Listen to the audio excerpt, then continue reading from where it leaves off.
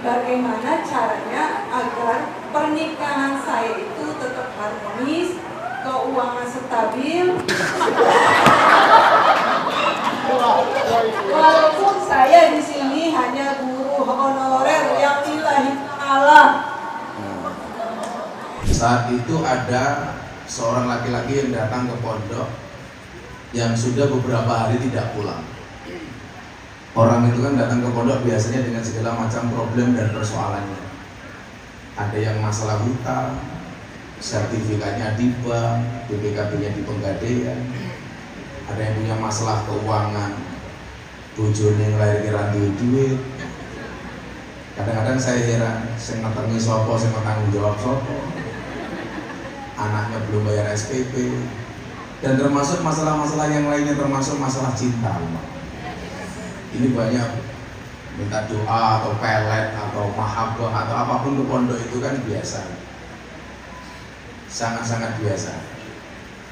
Walaupun sekarang doa dan pelet hari ini kalah dengan rupiah dan dolar. 4 bulan kemudian dia kembali hadir ke pondok dengan membawa oleh-oleh yang banyak dan perempuan yang ada di samping.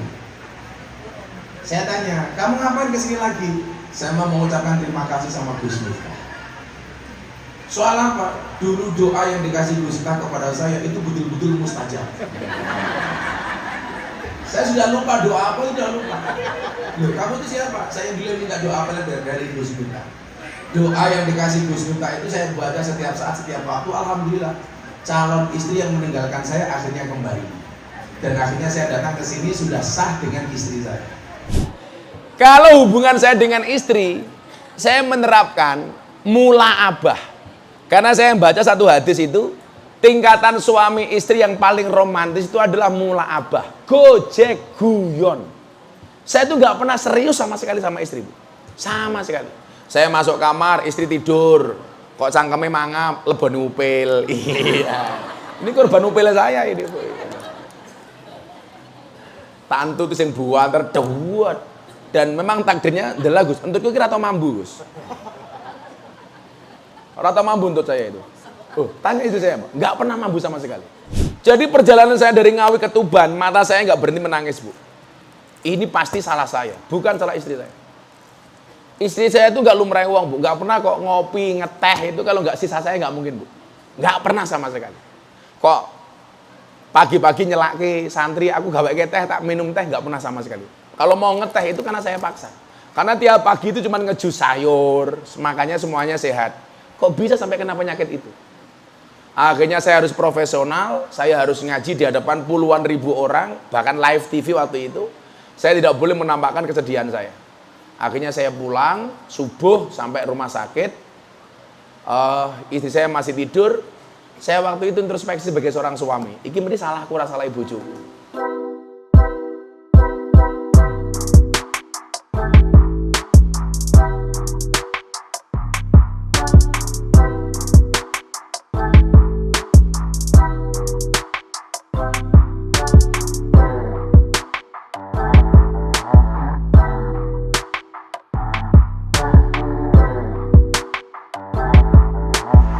Alhamdulillahirrahmanirrahim wa kafa. Assalatu wassalamu ala sayyidina Muhammadin Mustafa wa ala alihi wa sahbihi ahli sidqi wal wafa. Rabbi shrah li sadri wa yassir li amri wahlul 'uqdatam min lisani yafqahu qawli, amma ba'du. Alhamdulillahirabbil alamin. Pada kesempatan siang hari ini saya bisa sowan. Kebetulan saya dari Jakarta dan pas istri saya nyusul, karena jarang-jarang istri saya membersamai saya. Jadi ini kesempatan yang sangat langka. Saya bisa hadir di majelis berdua dengan satu-satunya istri saya. Perlu ditegaskan. Kalau soal istri saya tetap satu, walaupun soal angka saya suka dia.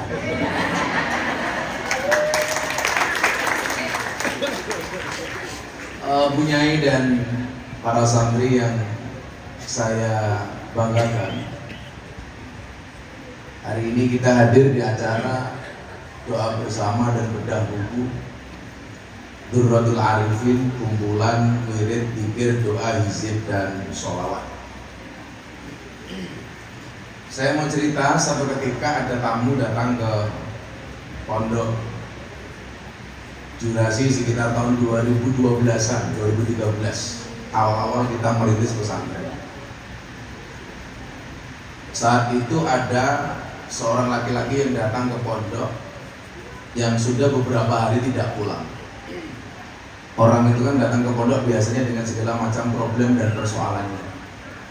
Ada yang masalah hutang, sertifikatnya di bank, BPKB-nya di Penggadaian.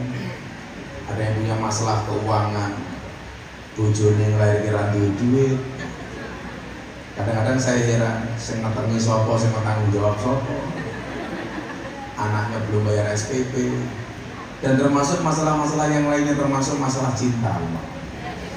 Ini banyak minta doa atau pelet atau mahabbah atau apapun ke pondok itu kan biasa. Sangat-sangat biasa. Walaupun sekarang doa dan pelet hari ini kalah dengan rupiah dan dolar. Orang yang tidak terlalu fokus terhadap dunia perdukunan, kan kiai itu macam-macam tuh. Ada kiai tutur, ada kiai catur, ada kiai sembur, dan ada kiai ngawur. Gitu. Kalau kayak saya ini lebih kepada tutur. Senengannya tutur-tutur, termasuk nuturi istri. Tapi di mana-mana justru banyak istri nuturi suami. Nah, ada juga kiai catur, pokoknya kiai urusannya cuma politik, tok. Ini kiai catur. Ada juga kiai sembur, kiai perdukunan. Ada juga kiai ngawur. Orang payu tuh boleh-boleh kiai ngawur.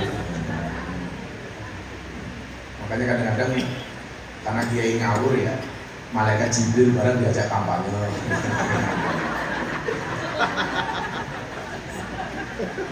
Yang dipilih ngejak Nabi Khidir dan lain-lain, termasuk merubah sholawatannya Gus Dur.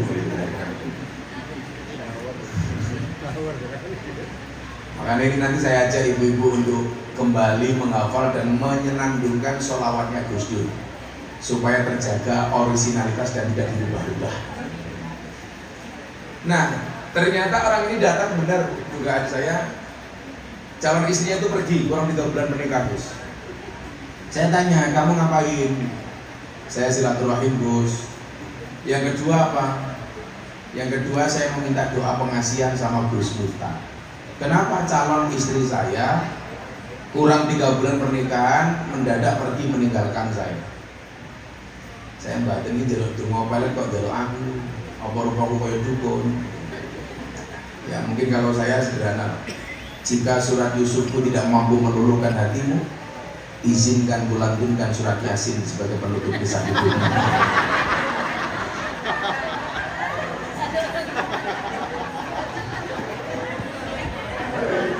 Bablas ini. Kupinang kau dengan Allahumma barik lah. Karena aku sadar diri hanya akan menjadi orang yang menikmati catering di acara pernikahan ini.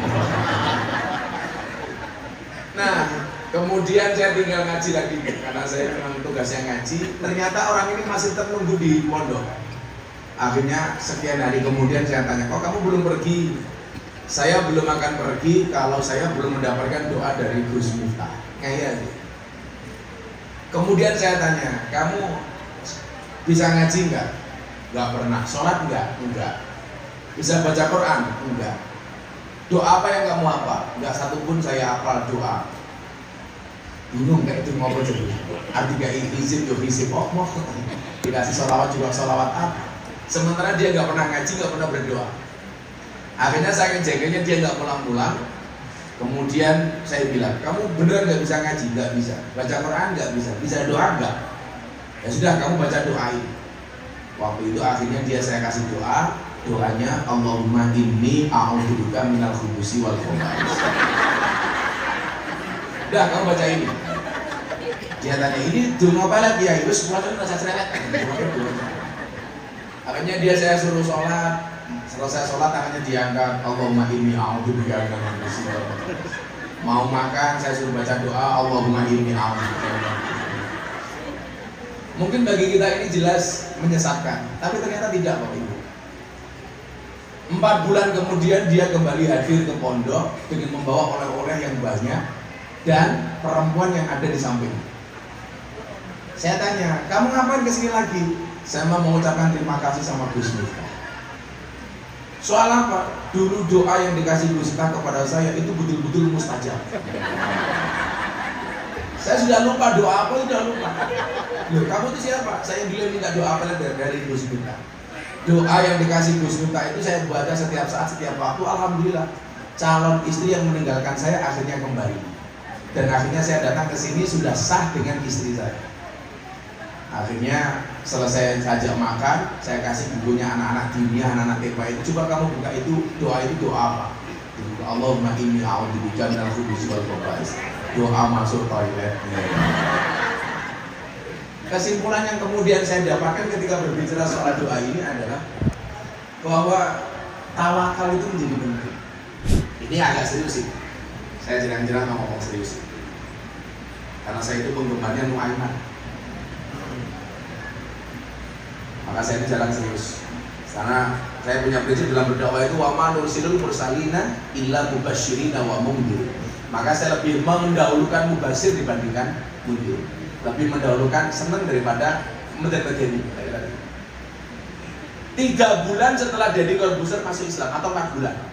Deddy Corbuzier itu masuk Islam 21 Juni 2019.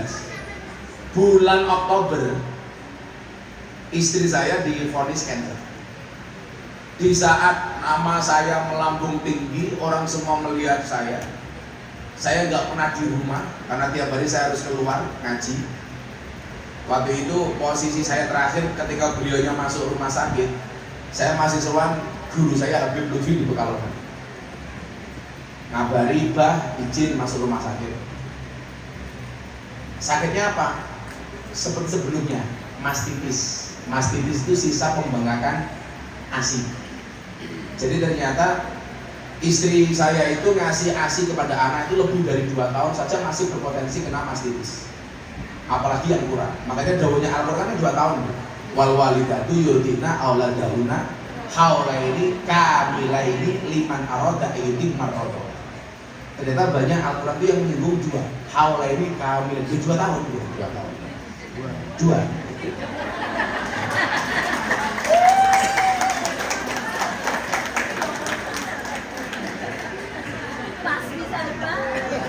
Jadi kalau bisa ibu itu kalau punya anak nyusui 2 tahun. Santri putri duluan, kalau besok nyusui 2 tahun. Jangan kurang. Lah istri ini selama 2 tahun Bu, itu tersiksa dengan mastitis. Jadi sisa air ASI. Pernah dioperasi 2 kali, pernah sekali dibedah tanpa operasi. Tanpa dibius. Tanpa dibius. Dan itu 3 kali. Kemudian setiap kali pulang dari rumah sakit itu nyuwun sewu, diganjel sama apa Bu? Kain kasar. Setiap minggu harus ke rumah sakit uang 2 juta selama 2 tahun. Nah, pas masuk rumah sakit yang kesekian kalinya itu, ya kembali katanya mastitis. Dibawa ke rumah sakit paling mahal di Jogja. Akhirnya saya pulang dini hari, saya jenguk sebentar. Siang hari saya di rumah sakit nungguin beliaunya, sore saya berangkat ke Tuban. Waktu itu saya ada live JTV bikin acara Maulid Nabi di Tuban, kemudian di Lamongan. Saya harus hadir di 2 acara. Sampai sekitar Ngawi, Gus Munir. Istri saya itu WA. Bah, maafkan saya. Kenapa Bu? Mungkin saya banyak salah sama Abah. Kata dokter tadi ada tindakan lanjut terhadap sakit saya. Tapi dokternya nggak mau ngomong. Maafkan saya ya Bah. Saya masih husnudon. Sehusnudon Gus Ikon hari ini saya nggak berpuasa. Makanya disuguh. Nggak usah disinggung Gus, itu gombong mobil loh Gus. Nah, akhirnya inilah kadang-kadang jeleknya dokter di Indonesia Bu. Beliau itu di rumah sakit ketemu dokter yang sama sudah 2 tahun. Itu minta nomor HP-nya saja nggak dikasih. Alasannya privasi dokter. Padahal tiap minggu kita setor 2 juta, 2.500.000. Itu minta nomor HP-nya nggak dikasih. Alasannya nggak boleh ganggu pasien kepada dokter. Nah, akhirnya saya nyari nomor dokter yang bersangkutan. Kebetulan salah satu komisarisnya teman saya, aku jaluk nomornya dokter ini. Oke Gus, tak telepon. Katanya ada tindakan lanjut dok dari istri saya soal penyakitnya. Sakitnya apa? Mohon maaf ya Gus, setelah kita mamoterapi, lain-lain dan sebagainya, ternyata istrinya Gus Miftah positif kanker. Positif kanker. Gak pernah punya WA group, bunyai pun dia nggak punya. Apalagi konco arisan. Keluar rumah kalau nggak sama saya jelas nggak mungkin keluar rumah. Nge-mall nggak pernah, keluar sendiri. Ke pasar nggak pernah.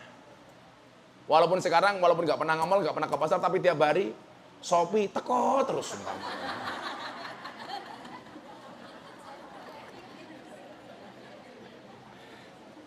Ya kan perempuan hobinya cuma 3, ngemil, ngemol, ngomel. Saya waktu itu mikir, ini kalau salah, dosa, maksiat, mesti banyak saya. Kenapa istri saya yang sakit? Jadi perjalanan saya dari Ngawi ke Tuban, mata saya nggak berhenti menangis Bu. Ini pasti salah saya, bukan salah istri saya. Istri saya itu nggak lumrah uang Bu, nggak pernah kok ngopi, ngeteh itu kalau nggak sisa saya nggak mungkin Bu. Nggak pernah sama sekali. Kok pagi-pagi nyelaki santri, aku gawe teh, tak minum teh, nggak pernah sama sekali. Kalau mau ngeteh itu karena saya paksa. Karena tiap pagi itu cuma ngejus sayur, makanya semuanya sehat. Kok bisa sampai kena penyakit itu? Akhirnya saya harus profesional, saya harus ngaji di hadapan puluhan ribu orang, bahkan live TV waktu itu. Saya tidak boleh menampakkan kesedihan saya. Akhirnya saya pulang, subuh sampai rumah sakit. Istri saya masih tidur. Saya waktu itu introspeksi sebagai seorang suami. Iki mesti salahku, ora salah bojoku. Saya putuskan waktu itu segera diangkat kankernya. Akhirnya kita putuskan diangkat, pindah rumah sakit Bu. Ini kalau saya permasalahkan, ini sebenarnya udah malpraktek. Kenapa selama 2 tahun nggak pernah kemudian dan tindakan untuk melihat ini cancer apa enggak? Udah, saya nggak mau memperpanjang masalah. Saya putuskan untuk diangkat cancernya. Nah, akhirnya semua jadwal ngaji saya batalkan, Gus. 10 hari saya off. Saya off. Ketika mau kemo, dokternya manggil saya, Bu. Gus Miftah bisa ke rumah sakit nggak? Tapi sendiri nggak usah ngajak istri. Nggak usah ngajak istri. Saya datang, saya pulang dari Palembang, saya langsung ke rumah sakit. Dokternya bilang begini, Gus ini besok mau kemo? Iya. Mau ditindaklanjuti pengobatan? Iya. Mahal Gus? Nggak apa-apa Pak. Dia bilang begini, tapi itu Gus, kalau lihat dari kansernya, ini mungkin istrinya Gus Miftah ini hanya mampu bertahan hidup 2 tahun. Sebagai seorang suami Bu, yang saya capek baru turun dari Palembang, dokter ngomong seperti itu kira-kira emosi nggak Bu? Emosi Bu. Kalau waktu itu saya nggak sadar diri saya ini orang terkenal, mungkin tak wantemi dokter itu. Tangan saya udah getem-getem itu. Karena istri saya divonis 2 tahun meninggal dunia. Ini menurut saya sangat-sangat salah kalimat itu. Langsung saat itu saya putuskan saya nggak mau berobat di Indonesia. Saya nggak mau berobat ke Indonesia. Istri saya nggak boleh berobat ke Indonesia. Akhirnya istri saya ajak ke rumah sakit kanker terbaik di Asia. Itu di Malaysia. Namanya Beacon Hospital. Rumah sakit dokter-dokter kanker dari Belanda itu membuat rumah sakit di Malaysia. Ternyata penanganannya jauh lebih luar biasa. Contoh, saya baru tahu kalau benjolan 6 yang diangkat dari istri saya, itu yang 4 positif, yang 2 negatif. Itu tahunya saya di situ. Puan, ini yang 4 positif, yang 2 negatif. Kemudian, ini pengobatannya seperti ini. Kalau diambil semua, ini harganya segini. Kalau beli 2, gratis 1. Itu beneran. Itu disampaikan, Bu. Di rumah sakit Indonesia mana ada, Bu? Gratis ya kan bayar mungkin itu. Ini buy 2 get 1 free, itu disampaikan. Loh, saya kaget. Saya baru ini dokter kok menyampaikan seperti itu. Kemudian lebih luar biasa lagi apa? Ketika beliaunya mau pulang, dikasih nomor HP. Tolong Puan kalau ada apa-apa langsung kontak saya. Ini baru kenal. Sementara kita di Indonesia 2 tahun, Bu, minta nomor HP nggak dikasih. Ini baru kenal. Puan, tolong besok kalau ada apa-apa, kontak nomor HP saya. Dan ketika membalasnya agak late respon, agak lama sedikit, minta maaf. Puan minta maaf ya, kami balasnya responnya telat. Responnya telat. Akhirnya kita pengobatan di Malaysia. Yang mau saya sampaikan bukan itu. Ketika istri saya ini dioperasi, mau diangkat pengangkatan kanker payudara waktu itu, dioperasi. Itu istri kan nggak pernah lepas dari tasbih digital ini, Bu. Dari tasbih digital. Itu sampai bius sudah berfungsi, beliau udah nggak sadar. Tasbih ini masih tetap berjalan. Makanya dokternya keluar ke saya. Gus, istrinya Gus Miftah itu sudah nggak sadar diri kena bius.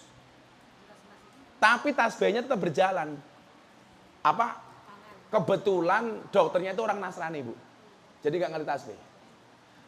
Itu yang dipakai sama istrinya Gus Miftah itu apa? Oh, itu tasbih digital, Dok. Boleh dilepas nggak? Ya boleh saja, kenapa, Dok? Sampai istrinya Gus Miftah itu sudah tidak sadar diri karena bius, itu tangannya masih cetik-cetik. Padahal posisi sudah tidak sadar. Ini ternyata apa? Karena kebiasaan beliaunya yang tidak pernah berhenti, mulutnya membaca sholat kok cangkeme ya, Bun.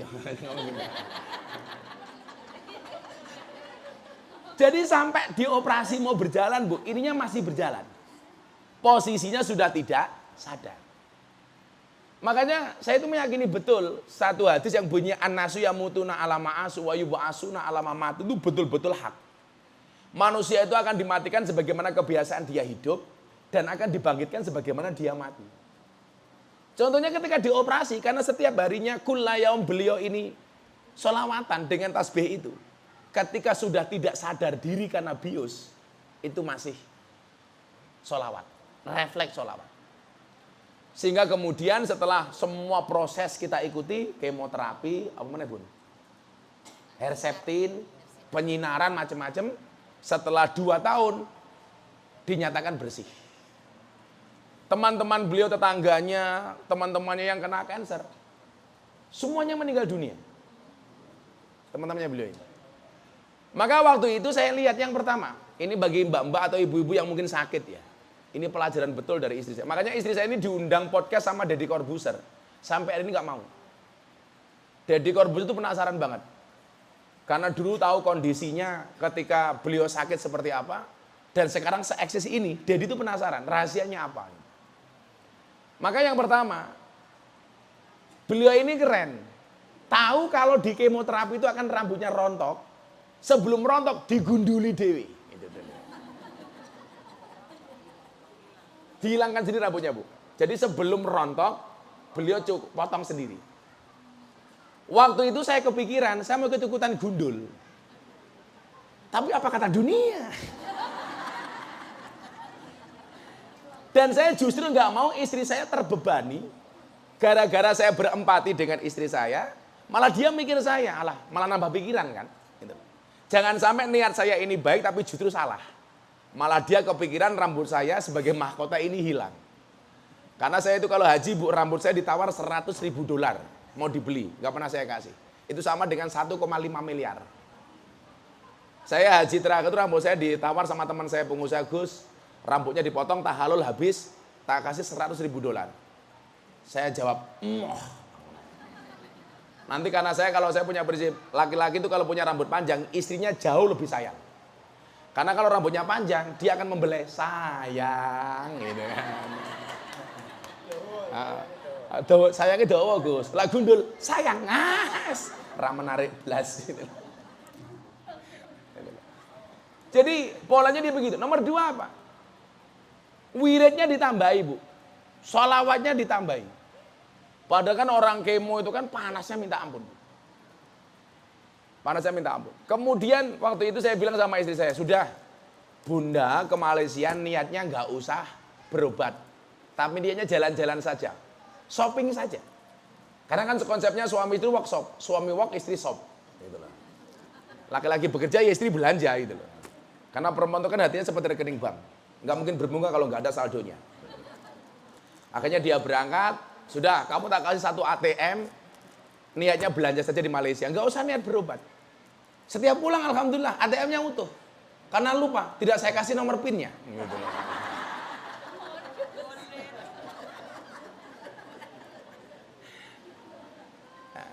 Kemudian sebagai seorang suami, itu ada ikhtiar. Ikhtiar dohir dan ikhtiar batin. Ikhtiar dohirnya ya, bagaimana kemudian kita bekerja, cari nafkah yang halal, supaya istri nggak kepikiran berobat dari mana. Ikhtiar batinnya, saya sowan kiai-kiai ibu. Saya sowan Habib Lutfi. Habib itu bilang, oh rasa percaya kalau cangkeme dokter. Dokter bukan Tuhan. Bojomu mari. Saya sowan Habib Lutfi. Saya sowan almarhum Yaidin Peloso.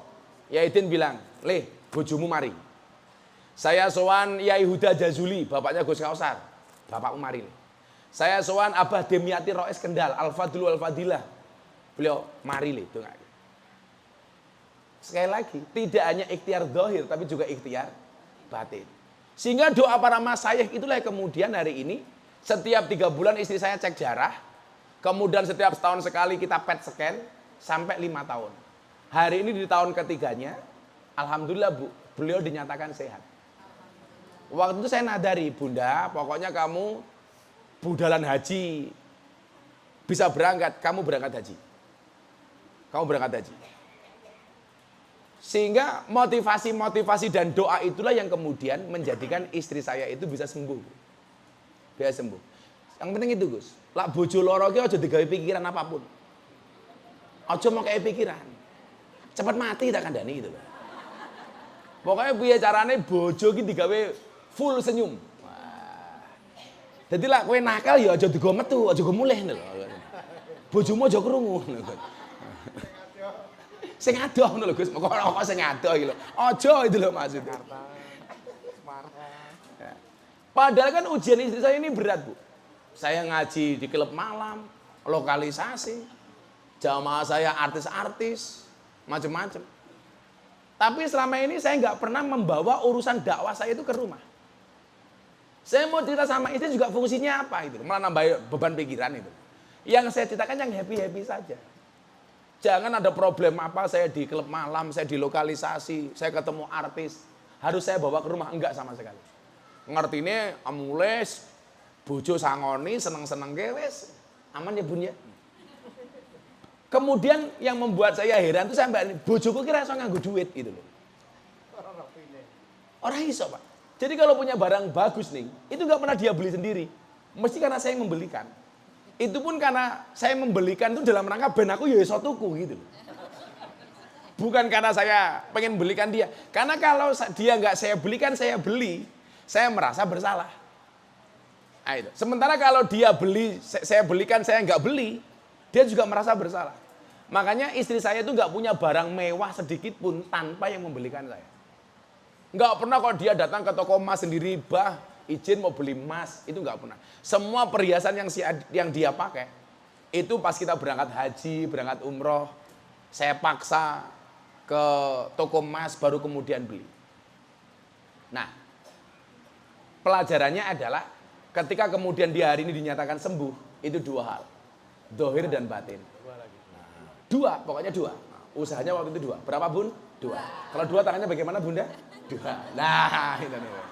Assalamualaikum warahmatullahi wabarakatuh. Waalaikumsalam. Perkenalkan Gus, nama saya Fitro Bisa. Kebetulan saya merupakan salah satu tenaga pendidik di Pondok Buah Jambu. Biasa saya disebut RCTI, Rai Cirebon Turunan Indramayu. Oh. Rai Cirebon Turunan Indramayu. Kemarin saya juga ada di RCTI. Rondo Cilik Turunan Indramayu. Pertanyaan saya gini Gus, saya kan baru menikah. Cie. Masih sekitar 4 tahun. Bagaimana caranya agar pernikahan saya itu tetap harmonis, keuangan stabil, walaupun saya di sini hanya guru honorer yang nilai Jadi wong lanang kadang-kadang repot, Gus. Laki-laki itu disuruh bekerja mencari uang, tapi tidak boleh megang uang. Ya, suwe-suwe kayak tuyul wong lanang gitu loh. Kon golek duit tapi ora oleh nganggo duit. Saya mau cerita Mbak RCTI. Mbak siapa mau jenenge? Siapa mau jenenge?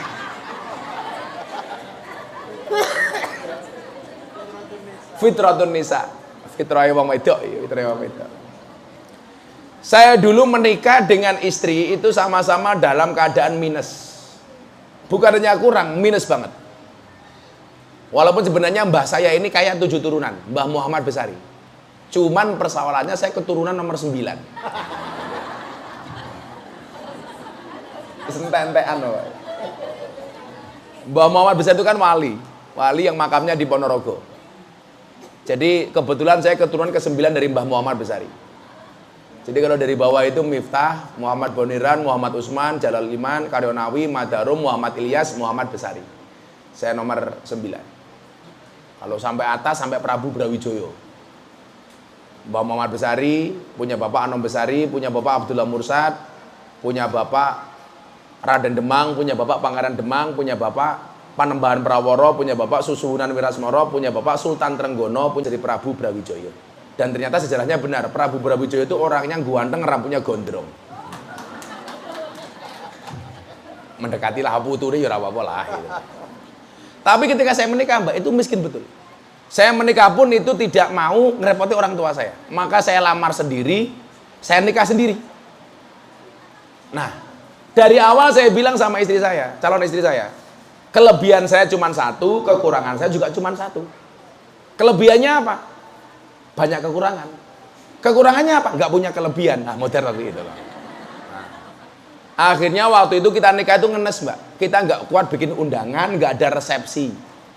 Bahkan baju yang saya pakai, istri saya sewakan, saya pakai minjem bajunya kakak ipar saya.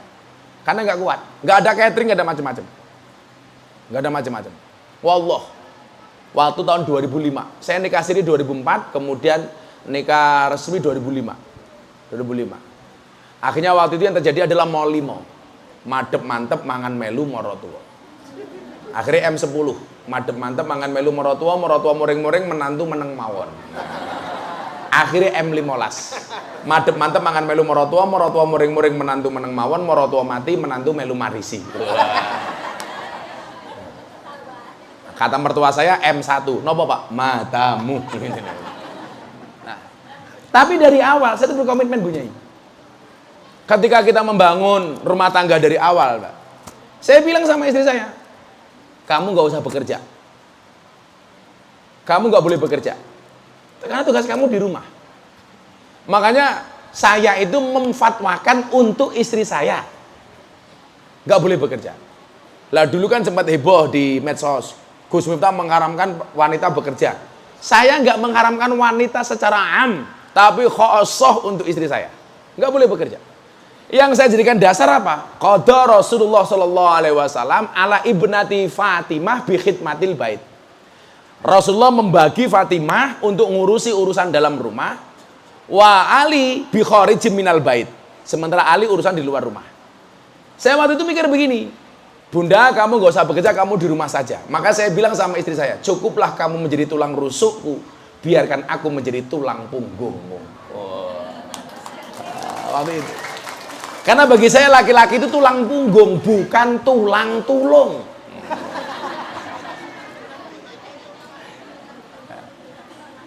Otak saya itu seperti yang disampaikan kiai saya kepada saya.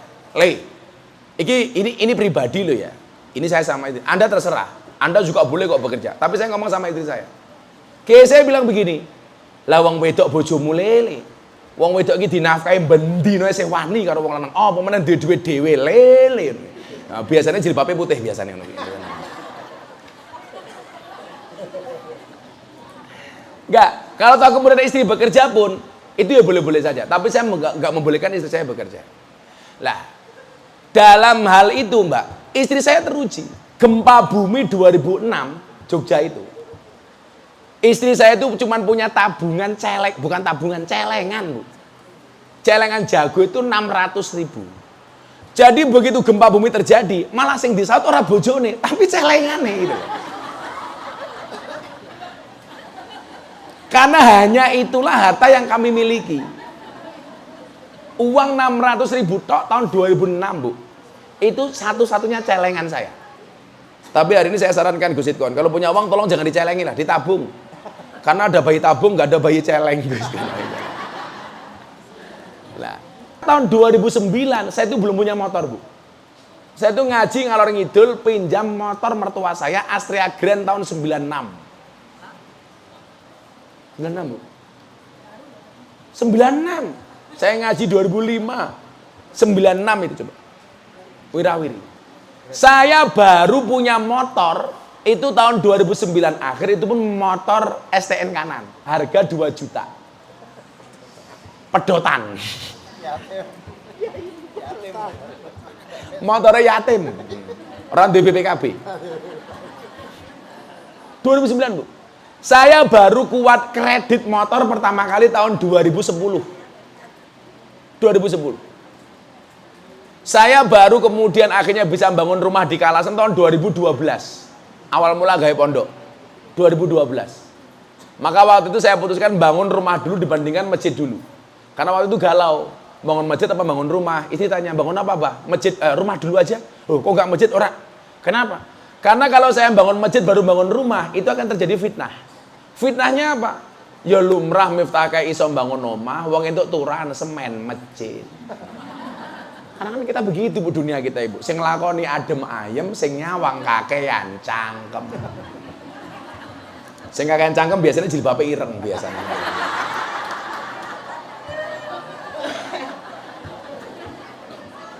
Nah,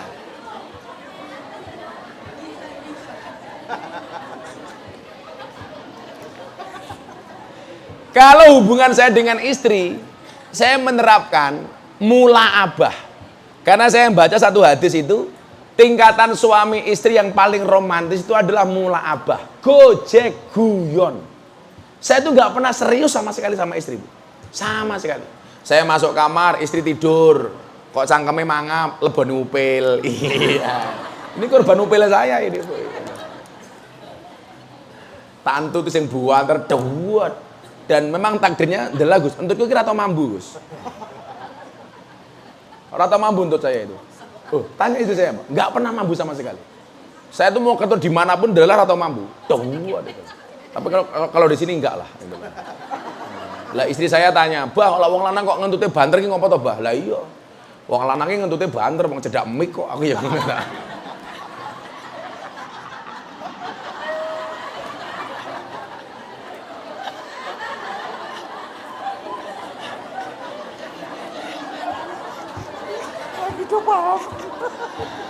Jadi demi Allah punya Mas Ri, saya tuh nggak pernah serius sama istri. Wallah, sama sekali. Sama sekali. Lagi mandi, lampunya matikan, bingung dewe. Wah, lampunya mati. Oh, sengaja gitu. Ternyata memang benar. Bagaimana setan itu paling benci dengan rumah tangga yang selalu saja suami istri itu bisa guyon. Makanya kalau saya berprinsip, jadi suami itu harus jadi pelawak di hadapan istri. Mana saya lucu-lucu terus, Bu. Dan istri saya itu kan orangnya penakut banget, naik motor kok di tempat gelap itu wedi. Lah kalau di tempat gelap seperti itu, otomatis motor saya pelankan. Otomatis meluknya tambah rapat. Iya kan? Coro, Bro. Asoy.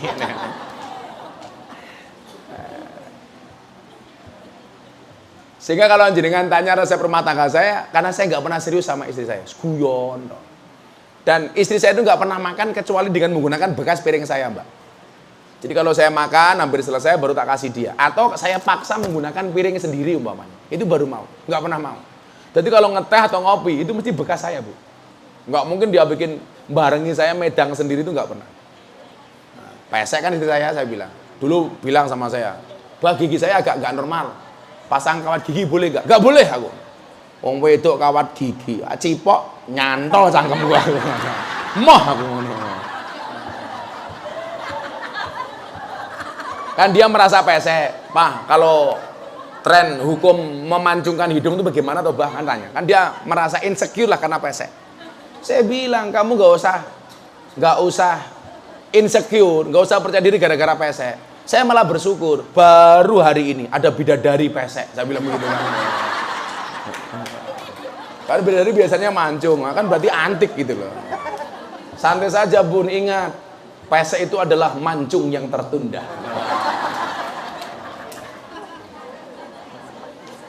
Makanya ketika divonis cepat mati saya nggak percaya Gus, karena pesek. Karena orang pesek itu panjang umur. Ambekannya ngirit kok iya. Delup menonton.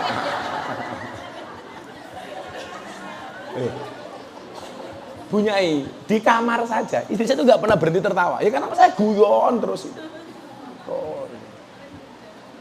Makanya digawe enteng-entengnya lah mbak itu. Itu sejak dulu saya nggak punya apa-apa. Wong saya dulu tuh ngaji, pulang nggak bawa apa-apa. Saya kan malu menduduk rumah. Udah ke hujan lebat, motornya mogok, mau buka kamar di tempat mertua itu nggak berani karena nggak bawa oleh-oleh.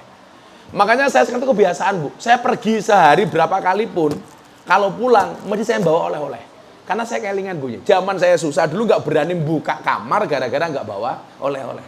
Dan ternyata benar, Kanjeng Nabi itu salah satu sunnahnya ketika bepergian membawakan oleh-oleh untuk istrinya. Sampai satu ketika Kanjeng Nabi hanya membawa sebutir batu yang dibersihkan kemudian dibawa pulang diberikan kepada Siti Aisyah. Nabi mengatakan, Aisyah saya nggak punya uang, ini saya hanya bisa ngasih oleh-oleh sebutir batu. Kemudian dijawab sama Siti Aisyah, mboten napa-napa Kanjeng Nabi, kula seneng kalih oleh-oleh watu. Insyaallah oleh-oleh awet dhewe mati watune utuh. Ya sekarang Gus Idon yang ngono, pergi ya pulang bawa batu lah, batu berlian, batu permata. Dari awal mbak, saya menerapkan mula abah. Sehingga ujian ekonomi seperti apapun, ya biasa-biasa saja.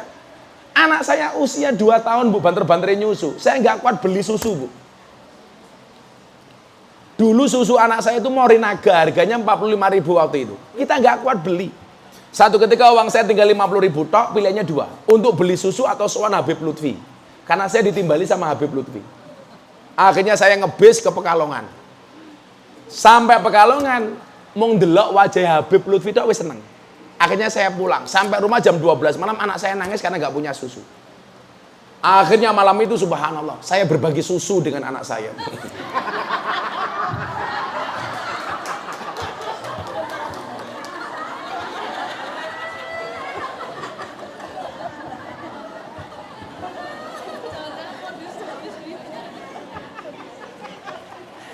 Ya. Sing jowo ora paham, sing jowo yakin. Urung balik gitu. Sampai hari ini mbak, jadi dan kita nggak berubah. Dulu nggak punya uang sama sekali ya, biasa gini-gini aja. Sekarang dianggap orang punya uang ya biasa-biasa saja. Hobi istri saya itu cuma satu sekarang. Shopee belanja baju sebanyak-banyaknya dibagi sama jamaah-jamaah, dibagi sama keluarga. Karena memang perempuan itu kan antik, bajunya selemari, kalau mau pengajian bingung katanya nggak punya baju. Ya Allah, wong wedok.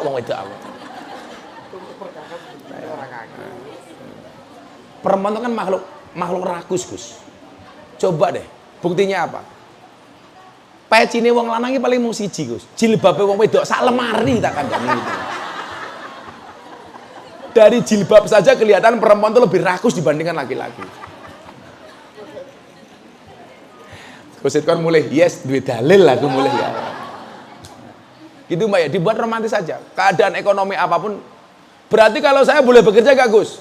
Kan saya mengharamkan istri saya. Kalau perempuan lain silakan bekerja. Kenapa perempuan harus bekerja? Karena suami itu hanya titipan.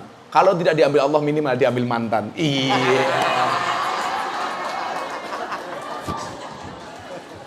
Salah. Saya harus pamit. Pokoknya Bu Nyai saya minta nggak usah nganan, nggak usah ngiri, cukup di tengah-tengah saja. Bir temulawak, sing ning pinggir dicoblos ora kepenak. Paduan suara santri. Luwak diuntal gajah, pengen penak derek mawon Gus Miftah. Matur nuwun, assalamualaikum warahmatullahi wabarakatuh.